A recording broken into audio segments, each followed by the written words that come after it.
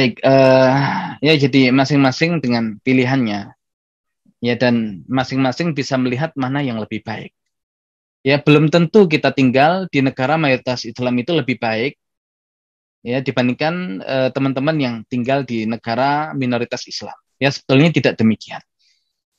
Yang menjadi ukuran adalah kebaikan mana yang bisa kita dapatkan. Apakah ketika kita tinggal di negeri Muslim yang mayoritas atau di negeri non-Muslim? Kalau ternyata kita tinggal di negeri non-Muslim, tapi ternyata banyak kebaikan yang bisa kita dapatkan, banyak kebaikan yang bisa kita dakwahkan, dan agama kita tidak terancam. Ya, kemudian anak-anak kita terjamin pendidikannya dengan lingkungan yang masih bisa kita upayakan.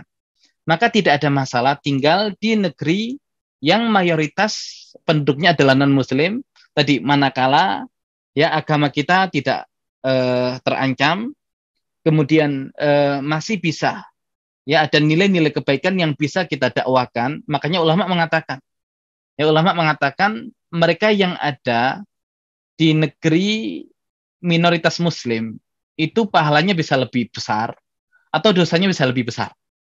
Ya kenapa? Karena kalau kita di Indonesia misalkan, yang mayoritas penduduknya adalah Muslim. Ketika ada orang Muslim berbuat kejahatan, orang mengatakan itu oknum. Ya, yang dijelekkan bukan agama Islamnya, karena sesama Muslim itu hanya oknum. Tapi nanti kalau kemudian Muslim tinggal di negara yang mayoritas penduduknya itu non-Muslim, kok ternyata melakukan keburukan. Nah, maka yang dilabeli buruk itu bukan oknumnya, tapi Islamnya. Maka orang yang tinggal di negara mayoritas non-Muslim, dia membawa nama Islam. Maka kalau dia pelaku buruk, dosanya bisa berkali-kali lipat. Kenapa? Karena yang buruk adalah Islam. Tapi ketika dia menunjukkan akhlak yang baik, dan kemudian menjadikan masyarakat di sekitarnya itu merasakan keindahan Islam, kebaikan Islam, maka pahalanya bisa berlipat-lipat terlebih. Ya, karena wasilah mereka, orang-orang non-Muslim ini bisa mendapatkan petunjuk tentang Islam, ya bahkan bisa masuk ke dalam agama Islam, ya jadi laki-laki tidak bisa dipukul rata.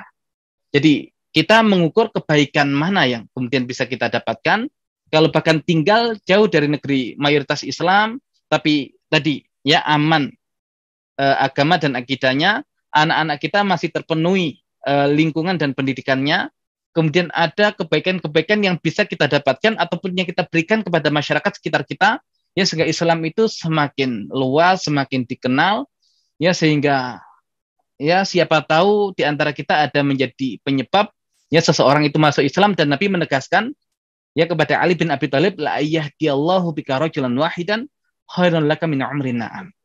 Ya jika kamu itu menjadi sebab seseorang mendapatkan petunjuk, maka itu lebih baik ya bagimu dibandingkan kamu mendapatkan unta merah, harta yang paling bernilai ketika itu. Ya jadi insya Allah silakan teman-teman diukur. Ketika di sana ada kebaikan yang didapatkan, ya nggak ada masalah tinggal di sana. Ya dan belum tentu juga tinggal di negara mayoritas Islam itu semakin baik. Justru kadang kita akan merasakan betapa mahalnya Islam, betapa indahnya Islam itu ketika ya tinggal di negeri yang jauh dari masyarakat mayoritas Muslim. Tapi kalau tinggal di sini kadang ya belum tentu menghadirkan kebaikan juga. Jadi lagi-lagi kembali ke pribadinya masing-masing dan kembali ke lingkungannya masing-masing.